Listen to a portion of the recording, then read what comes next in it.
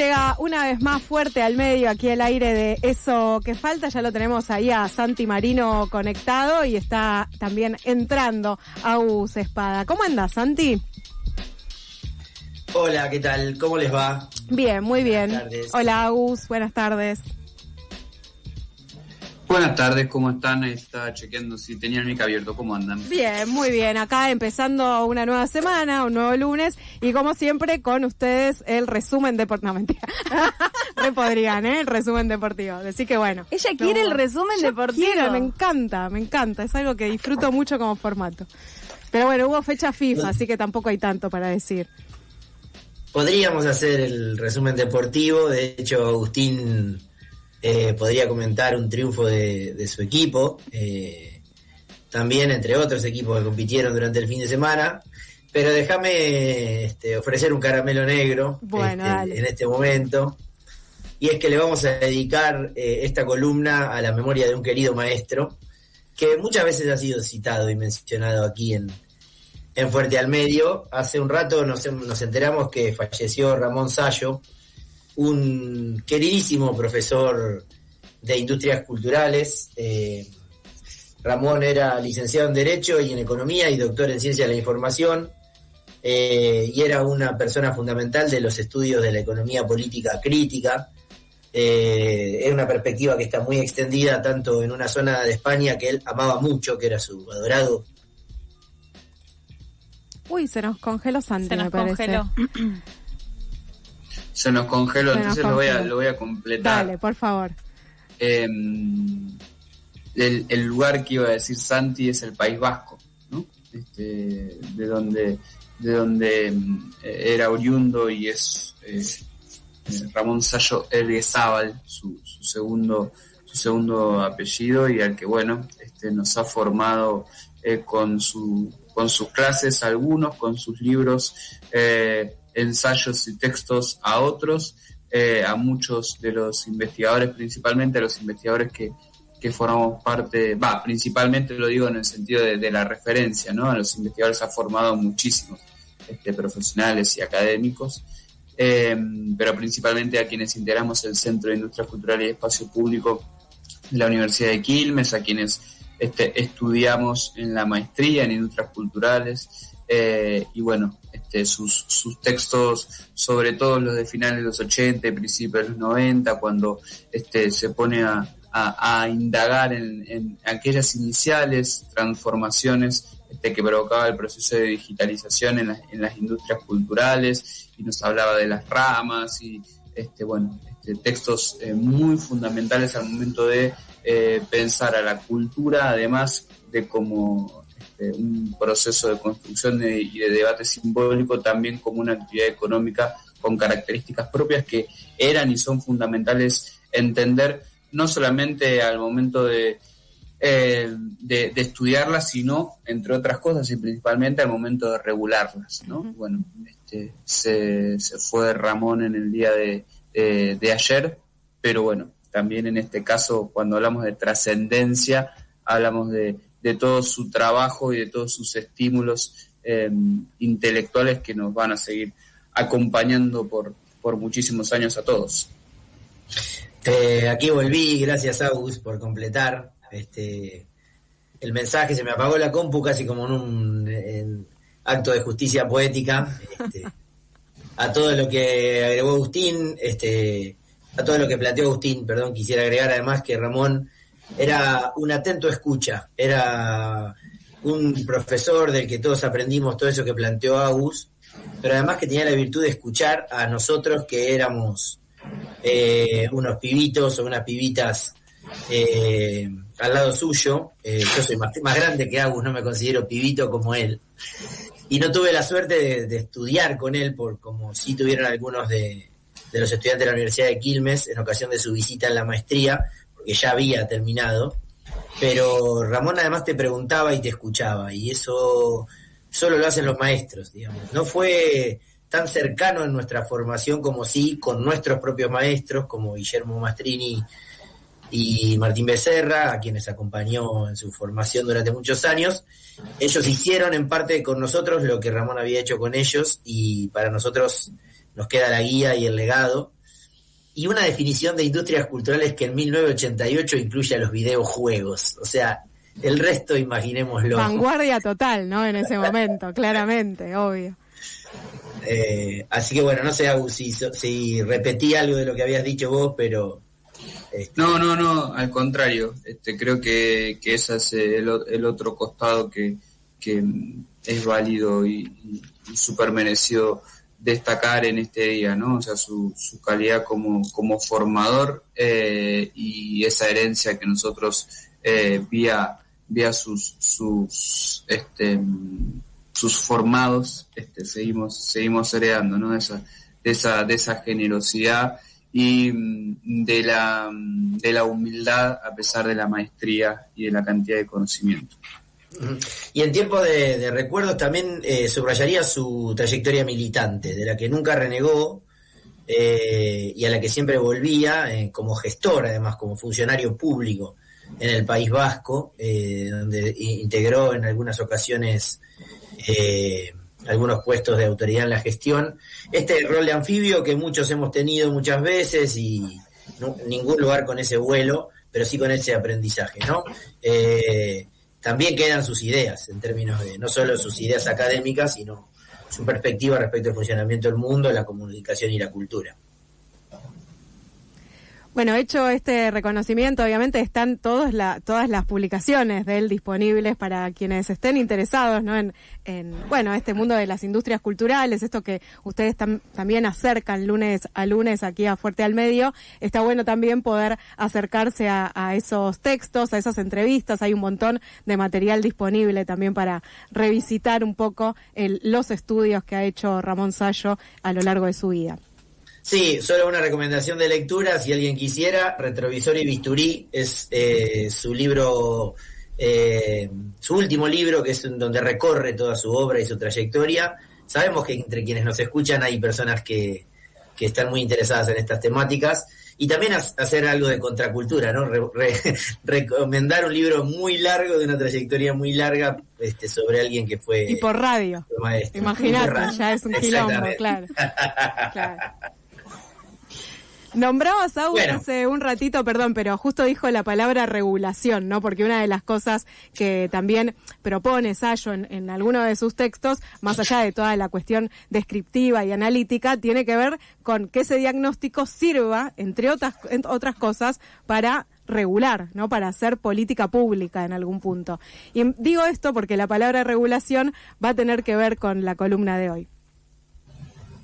Sí, la columna de hoy, o el tema que les traemos a la mesa para compartir y para debatir hoy, tiene que ver con medidas que va a tomar próximamente el Estado, porque tiene que tomarlas, de ahí que tenemos esta certeza, ¿no? Porque a veces es difícil decir, bueno, el Estado va a hacer tal cosa, el gobierno va a hacer tal cosa dentro de 15 días. Bueno, pero en este caso, la ex Comisión Nacional de Defensa de la Competencia, ahora creo que se llama Autoridad de Defensa de la Competencia, va a tener que dictaminar en el caso de la compra de Telefónica por parte de Telecom, Telefónica de Capitales Españoles, Telecom, que tiene como principales accionistas a los accionistas del grupo Clarín. Y en el medio de esta larga espera, acercándonos ya al año de concreción de esta operación, si no me equivoco fue el viernes pasado, por la mañana, empezaron a circular de manera informal, y cuando decimos informal es a través de medios de comunicación, empezó a circular la existencia de un informe enviado por el ENACOM, que es la autoridad de aplicación en esta materia, en la materia de telecomunicaciones. ENACOM envió un informe a la Autoridad de Defensa de la Competencia, no vinculante, como insumo para que esta autoridad o este organismo público tome una definición que, insistimos, la va a tener que tomar de acá a finales de abril como máximo, ¿no? En materia de, bueno, ¿qué pasa con esta compra? ¿Es lesiva no solamente para la economía del sector, sino también para los usuarios o no? Bueno, esa es la novedad que tenemos, ¿no? El envío por parte de ENACOM de este informe a la Autoridad de Competencia. Como decía Agustín, la política de hecho consumado implica que hace más de un año ya, un año y un mes casi, el Grupo Clarín notificó la compra de Telefónica, y desde un año tiene más o menos, un poquito más, el tuit fijado del presidente de la Nación, donde plantea que no van a avalar esa fusión. Pero lo cierto es que el proceso avanzó, y como dice Agustín, cuando uno estudia políticas de comunicación tiene que trabajar con dictámenes, con medidas, resoluciones de distintos organismos, en este caso de la Autoridad de Competencia, o con anuncios, ¿no? Pero esos anuncios son inminentes. Entonces el tuit puede decir lo que sea, pero el proceso avanzó. Y de hecho el Grupo Clarín se endeudó fuertemente en dólares en el exterior otra vez para realizar esa operación que ya no tiene vuelta atrás en materia de que Telefónica se fue de la Argentina y la empresa quedó en manos del Grupo Clarín. Pero la forma que tomará definitivamente esa nueva empresa o esa empresa bajo nuevos dueños depende de una serie de decisiones que habrá que ver si se implementan y cómo. Y ese informe de la Autoridad Nacional de Competencia establece la serie de requisitos que debería cumplir el Grupo Clarín, en realidad Telecom, su empresa, para que la operación de la fusión sea aprobada por el ENACOM, ¿no? Y ahí uno podría describir la lista de criterios que deberá cumplir, de requisitos, y después se abre una pregunta que, entre otras posibles, que es si son rigurosos y exigentes o si son fácilmente aceptables por parte de la empresa esos requisitos, ¿no? Es una primera reacción o polémica que podríamos tener. Telecom deberá ceder 6 millones de clientes de telefonía móvil, de los cuales 4 millones deben estar en el área metropolitana de Buenos Aires, 1 millón en la región norte y 1 millón en la región sur, para que la fusión sea aprobada. Además tendrá que devolver 130 MHz de espectro, 60 los tiene que hacer de forma inmediata a nivel nacional y después los divide por región, los va sumando de a 10 por cada zona. Y en las localidades en que tiene más del 50% de la participación deberá devolver clientes de internet fija. También deberá liberar usuarios de la ciudad de Buenos Aires. Y por último, según el informe, se le exigiría retirar todas las demandas que tiene contra el Estado, pagar las deudas con el Fondo Fiduciario del Servicio Universal y las multas pendientes. Un asterisco antes de abrir a la interrogante de si son exigentes o no, es que evidentemente este actor privado tiene deudas con el Fondo Fiduciario de Servicio Universal, que es un fondo que se creó hace mucho tiempo para financiar la extensión de una política pública de cobertura que fue cambiado su marco regulatorio durante la gestión Milei, y hoy es un fondo al que pueden usufructuar los privados para desarrollar algunas inversiones. Ya no está a cargo del Estado el desarrollo, con lo cual, como lo debe, cuando lo pague puede utilizarlo en su extensión. Claro. Exactamente. A partir de esta lista de exigencias que tendría que llevar adelante para luego recibir la última habilitación por parte de ENACOM, de una acción que ya está operando claramente, se abre un interrogante que es este que les planteo primero, que quiero hablar con Agus, que es si son exigentes, rigurosas, difíciles de cumplir, o son atinadas y pertinentes. Y la otra, que es una pregunta interesante también, es quién sería el beneficiario, además de Telecom, que rápidamente de hacerlo recibiría la aprobación. ¿Puedo hacer una pregunta chiquita antes de empezar el análisis? Cuando vos mencionás, Santi, que debiera ceder cierta cantidad de clientes, ¿cómo sería esa cesión? O sea, los clientes que ya tienen el servicio, ¿cómo se instrumentaliza eso? Es muy buena la pregunta. Lo que en realidad debiera suceder es que se trasladan esas líneas que están en esas líneas, esos números de teléfono, sí, para ponerlo en números claros, o en un ejemplo concreto, a la empresa, a la tercera empresa, ¿no? A la empresa que decida comprar, o a la empresa sobre la cual Telecom haga la desinversión, ¿no? Tiene que definirlo eso Telecom, a qué empresa le... Sí, exactamente. No va a haber un momento donde a vos te digan, che, te querés pasar a, pongámosle, Telecentro Móvil. Claro. No va a pasar. Ahí hay un condicionante, además, que hay que ver qué operadores operan, valga la redundancia, en las regiones. Zona, claro. Porque en la Ciudad de Buenos Aires es más fácil que en otras donde solo opera un competidor, por ejemplo. Raro. En el caso de telefonía móvil, que es donde tiene que desinvertir en la mayor parte de usuarios, se abre, a ver, nuevamente, nosotros estamos hablando, y esto es súper importante recalcarlo, en base a versiones periodísticas, ¿no? Digamos, no está publicado el informe del ENACOM, por lo tanto nosotros no conocemos la letra fina de si, por ejemplo, esta desinversión puede ser al segundo jugador del mercado de telefonía móvil, que sería Claro, o tiene que ser a un tercero que surja, porque no hay algo así como tercer jugador en el mercado de telefonía móvil.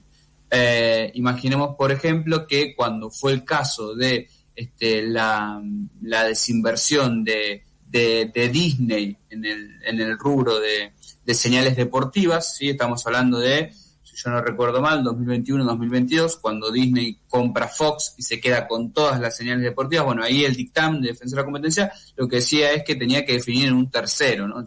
Tenía que desinvertir en un tercero. Después los hechos terminaron mostrando que ese tercero no tenía ni tiene ninguna intención de competir cara a cara con Disney, ¿no? Digamos, este es un capítulo que se abre, ¿no? ¿Cuáles van a ser ese tercer jugador que pueda entrar a competir?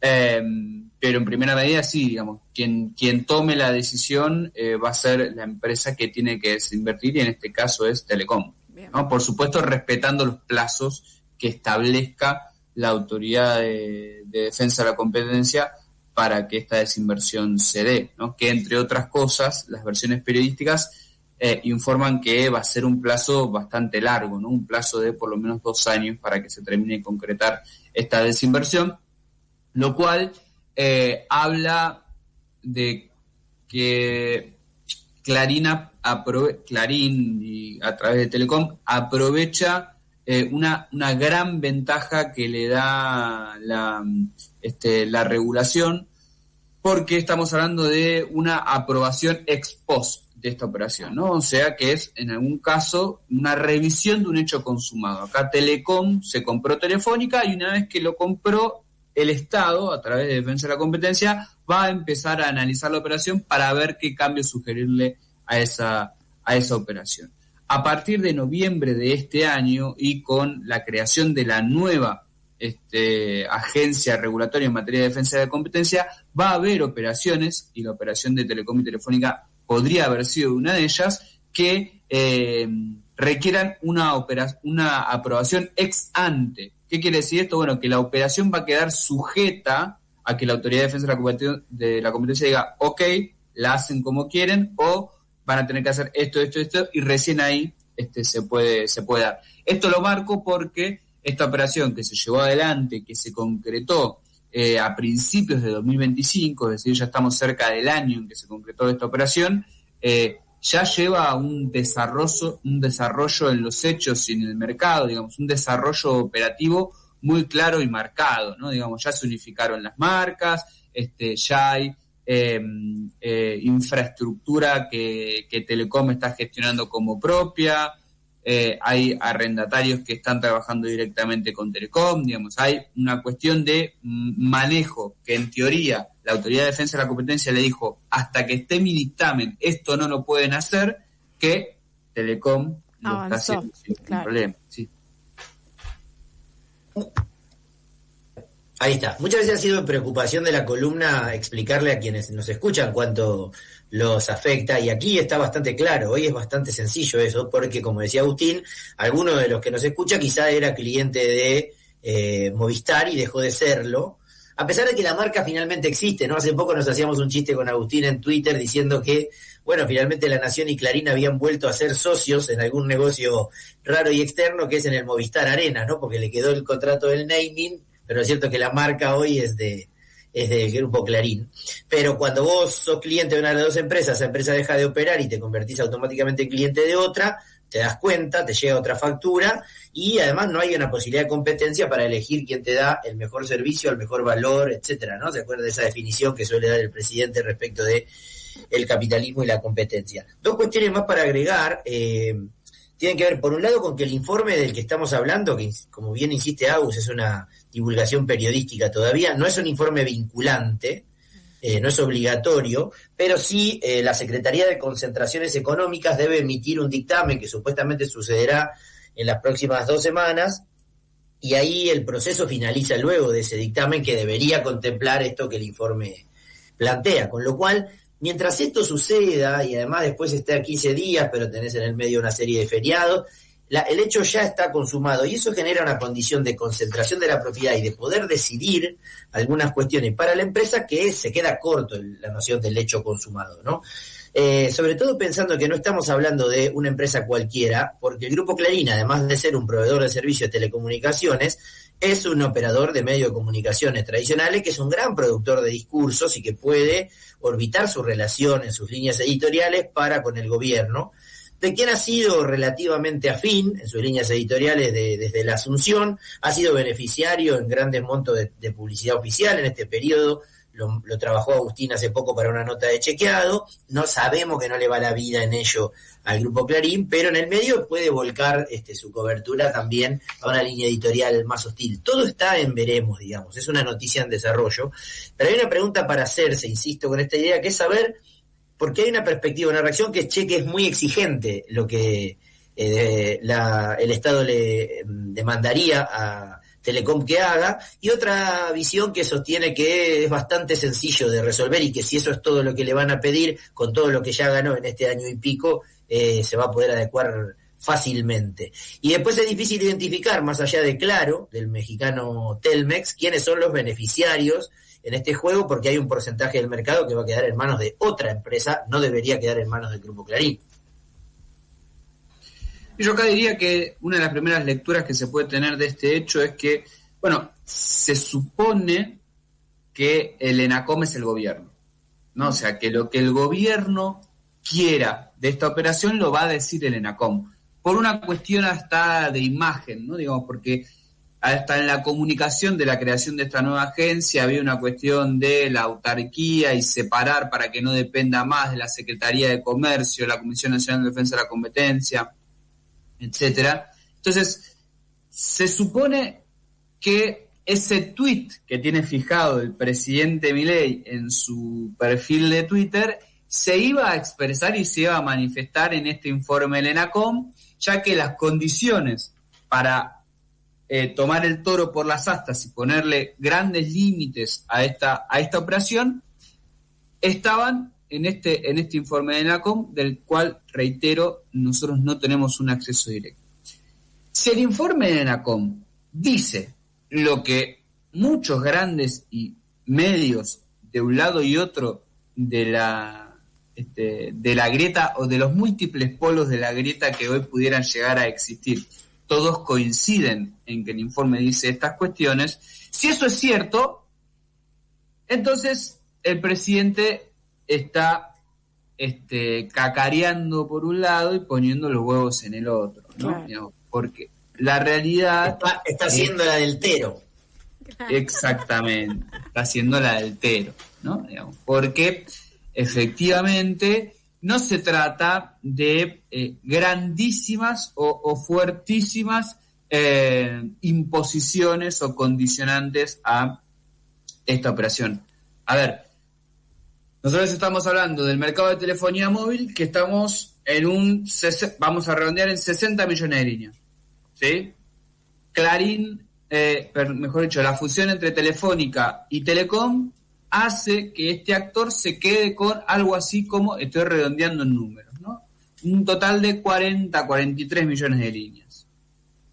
Desinvertir en 6 millones de líneas no pasa nada, claro. Claro, es un daño colateral para esta operación, ¿no? Digamos, no hay ninguna cuestión que no haya estado incluso premeditada por quienes estuvieron adelante de esta operación, ¿no? Digamos, es como pareciera, si el informe de la Autoridad de Competencia confirma esto, es todo una gestualidad, ¿no? De mirá, yo como te pongo límites, el número de 6 millones parece súper grande, pero en realidad están dándose las manos en un momento, y en esto me parece súper interesante, en un momento donde el gobierno no está para tirar manteca al techo en materia de discurso y debate público. Total, ¿no? Eso claro. me parece relevante. Así como se dice que la economía es un área en donde juegan muy potentemente las expectativas, en la negociación de este tipo de decisiones, los posicionamientos de cada momento y los cambios de estado de ánimo por las expectativas y el resto de las cuestiones le cambia la densidad y la potencia que puede tener cada uno de los actores. Cuando Clarín hace un año se endeudó en dólares por para pagar 1.245 millones de dólares, el tuit de Milei podía ser una advertencia muy significativa. Por decir, si, como dice Agustín, el gobierno abra por los tuits de Milei, estoy en un problema, porque además era previsible pensar en un escenario de desequilibrio económico mucho más potente que el que sufre la Argentina en términos de crisis, pero sobre todo en el valor del dólar. Digamos que los meses que lleva con el dólar por debajo de 1.400 pesos, la Argentina lo ubicó a Clarín en una situación relativamente estable en torno a esa deuda. La deuda es con otros bancos del extranjero, o sea, no estamos hablando de un préstamo del ENACOM, digamos, claro. ¿no? Y no es la primera vez que Clarín se endeuda fuertemente en dólares y que asoma el fantasma de la devaluación por detrás. Ya lo hizo, salió indemne, pero con una capacidad de incidencia política más que económica. Uh-huh.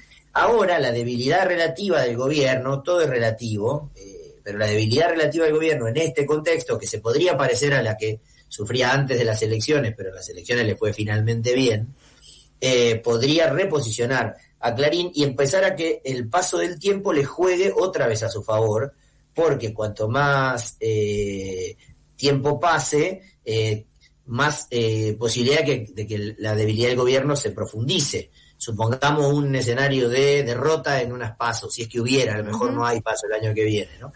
O sea, empiezan a jugar los alineamientos políticos, tanto como los económicos, y además va a sumar 2 años de controlar una gran parte de esos millones de líneas de los que decía Agustín, de los que solo debería desprenderse del 10%. Cuando vos aspirás en una fusión de este nivel a quedarte con un porcentaje tan alto del mercado, niveles de concentración que superan el 50% en casi todos los rubros, tener que ceder el 10% parece bastante poco, ¿no? Me parece que la pregunta entonces que ofrecía tiene una respuesta clara. Hoy no nos vamos a pelear en torno a esto, no vamos a discutir, estamos de acuerdo en que las exigencias no parecen ni siquiera exigencias muy profundas.